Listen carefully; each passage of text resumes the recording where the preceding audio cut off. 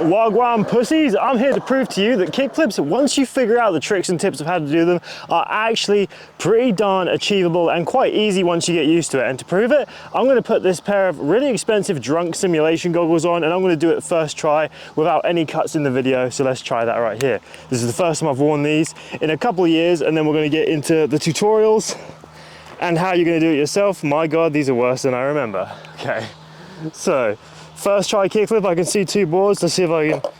All right, we know where the board is. If this fails, the whole video's scrapped.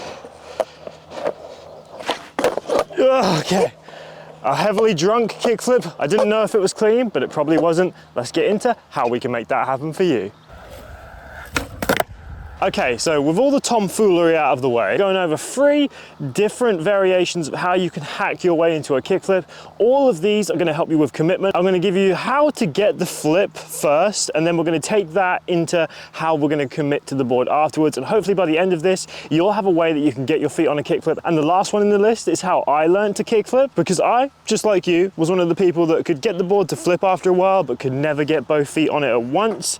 But the last hack that we're going over, like I just said, is going to teach you how to finally get them 2 feet on the board. So let's get into the first one. All right, so getting into number 1. Now, the first thing you're going to need for this list is a few items as we go through, but this is the main one for this section. You're going to need either a hairpin or a clothesline pin. Either one will do, basically, as long as it goes onto the side of the skateboard like this.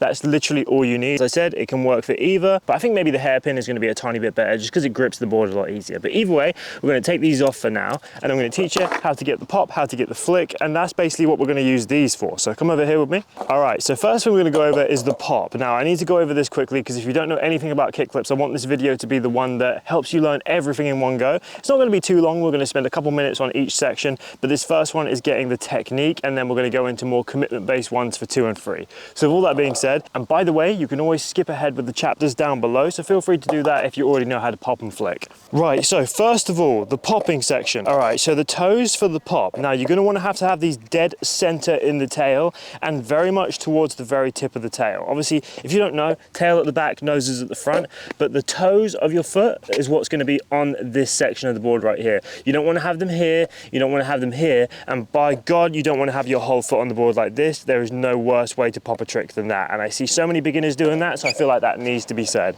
So you're gonna have your toes dead center. The reason you're gonna wanna pop from the dead center is because if you do, the board goes straight up. Now this is extremely important. If you pop even like a few millimeters or centimeters to the left or to the right, say if we pop from the left, look, I'm gonna step back because it's gonna go out of control.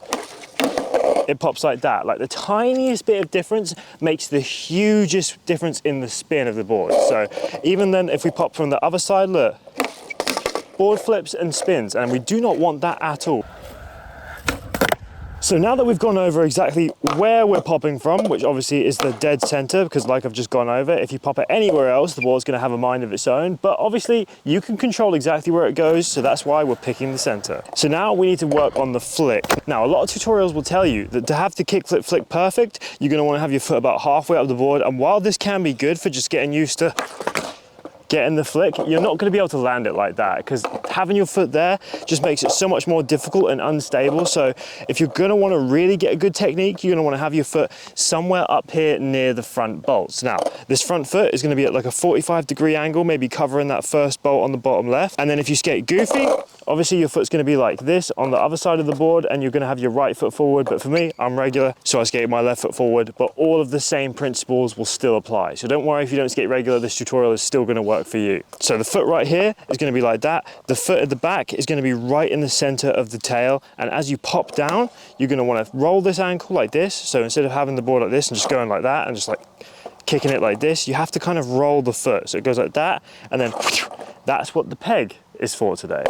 So we're going to put this hair claw clip on the corner right about where those bolts are here. So if we put it like maybe here-ish, that's going to be where we want to aim our flick for. So it's going to be on the top left side of the nose of the board. And remember, if you skate the opposite stance, it's just going to be on the other side. So say if you skate goofy, which is, by the way, with the right foot forward again, you're going to have the same clip, but have it there instead. So you can adapt this to your own stance, like I just said. Now what we're gonna wanna do is to practice our flick, we're gonna have the board already like this, put your foot where I told you it should be, right there, and then what we're gonna do is we're gonna put the weight on the tail as if we popped, but not actually pop. Okay, so put your weight on the back as if you were gonna pop, but don't pop yet. Bang, like that, and then roll the foot and flick off the pin. That is the key to the flick. This is our target, and that's how you're gonna know exactly where to flick perfectly. Now, a good flick always comes off the end of the nose. That's how the board points, and you get a nice stylish one. So, weight on the tail, roll the ankle, flick the pin off. Simple as that, and that is exactly how you get the flick. Now we're gonna do the exact same thing, but actually pop the board as well. And I know I keep calling it a pin, but obviously it's a clip. You guys know what I mean, you're not idiots. So we're gonna chuck that back on there, and then we're just gonna go for the pop and the flick this time. So remember, exactly the same thing. Roll that ankle, flick it off, aim for the pin, and do the pop just like you would for an ollie, because obviously at this point, if you're learning how to kickflip, you can already ollie. So we're gonna pop down and aim to flick off the pin.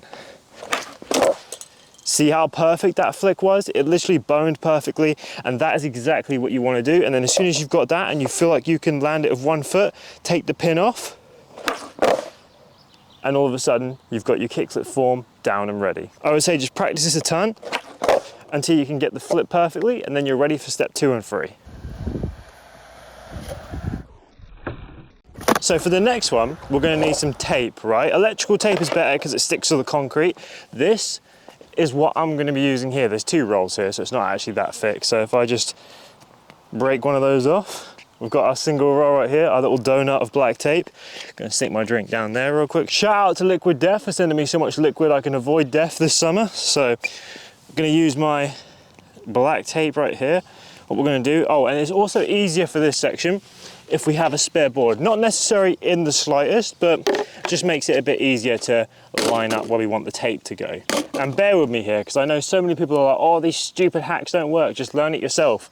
Well, guess what? I don't care about learning it myself. I just want to get you guys learning it as soon as heavenly possible. So what we're going to do is we're going to line up where our bolt holes are, and we're going to put an X marks the spot, because that's going to be our landing zone, right? So say, for example, we're going to move this off the line. So if we've got this about halfway on our crack here, so we're going to put that there, move the board, and then line that up there, and then you're going to want to put another one down so you've got a cross. This is our landing zone right here. Real simple, real easy to remember. That's our top landing zone. Then you're going to put the truck back over the top, and you're going to do the same for the other set of bolts. Now, the reason why this is easier with the carpet board and not this is because obviously you've got this flat against the ground, so it's easier to remember exactly where everything goes. So put that one down there. And they don't have to be perfect to the millimeter, just so you've got a rough idea of where you're going to be landing is what we really need. Chuck that down there. We've got our landing zones right there. That's our bolts for the metaphorical board that we're going to be riding here. So stick that back on there. Now all we need is a tail section. So take one more piece off. Okay, so the final piece we're going to need is for our tail right here. We're going to stick that right there. Again, doesn't have to be pixel perfect, but just keep it there so you know exactly where we're taking off from. So if we remove the board now, we've got our bolts and our tail. Simple as that. So that's our landing zone. That's where we're taking off from. Let's put this back on top just for the second. Make sure everything's lined up as you can. Then get yourself a long piece of tape like this, and this is going to be our flick path. So for this one, you're going to want to set about there. So that's where your foot's going to start at this end, and this is where it's going to end off the board. So move that out of the way, just like that. That's our flick path. And now we have everything we need. I know this looks a bit ridiculous, but trust me, after I made this original video, like a short or something last year, so many people were like, oh my God, this actually works so good. So trust me with this one.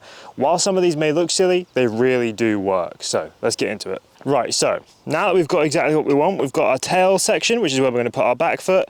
The start of our flick line is where we're gonna put our front foot, and then we're gonna jump, flick across the line. So you're gonna follow the line and then land with both feet over the X's. That's exactly how this one works. So remember, back foot on the tail, front foot at the start of the line, jump, flick, land on the crosses, and you'll look just like this.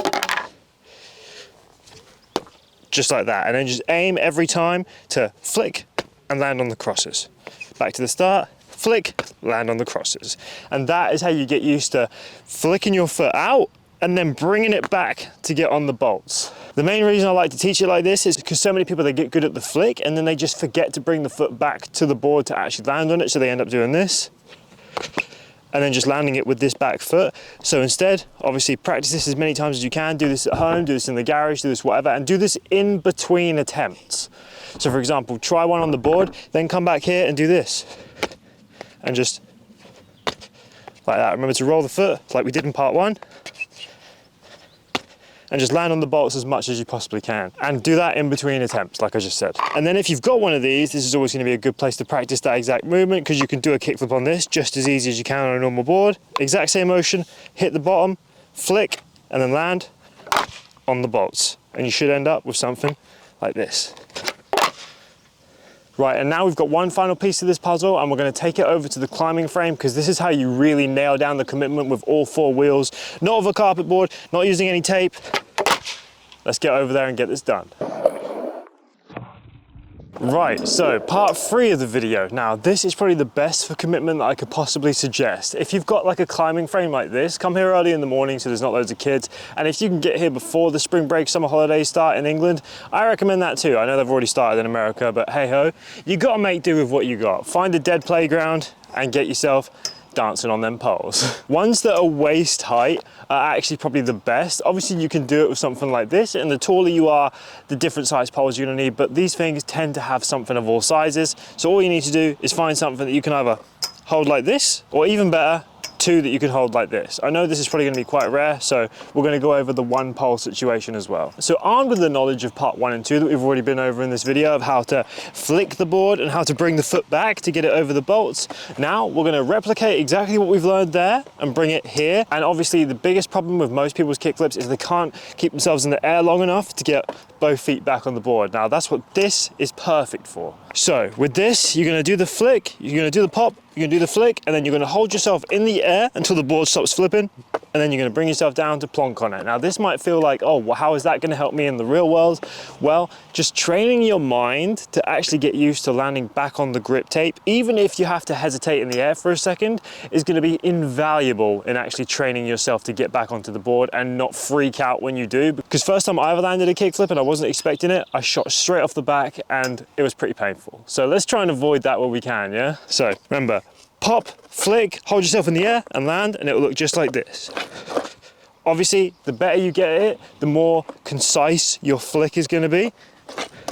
And you can hold yourself in the air pretty much as long as you want. So you can go like this, board stop flipping, land. Now obviously, like I said, having the 2 poles is ideal, and you can practice this loads as well. Like the more you practice this, the better you're gonna get a commitment. And for a little story, right? I was teaching a girl that I teach how to shove it recently. She had landed 1 shove it in her entire life and hadn't done it for ages since then.